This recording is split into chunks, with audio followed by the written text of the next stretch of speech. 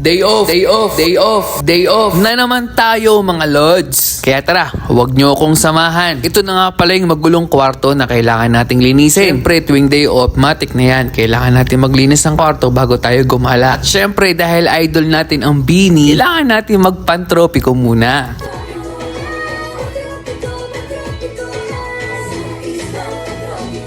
Siya tigilan ang kasasayaw at maglinis na nang matapos na kaagad. Inuna ko na nga munang ayusin tong higaan. Sinunod ko na rin linisin tong upuan. Dahil meron kaming pusa, hindi pwedeng hindi i-vacuum itong upuan. Dahil sobrang dami talaga ng balahibo ng pusa. Pagkatapos ko nga mag-vacuum ng upuan, nagwalis naman ako. Ito talaga yung araw na kahit day off mo, masasabi mo na lang talaga na wala kang choice. Wala kang choice kundi gawin yung mga dapat mong gawin. Kaysa humiga at magpahinga ka na lang. Dahil wala rin naman ibang gagawa kundi ikaw lang din naman. Kaysa magreklamo, di gawin na lang. Katapos ko nga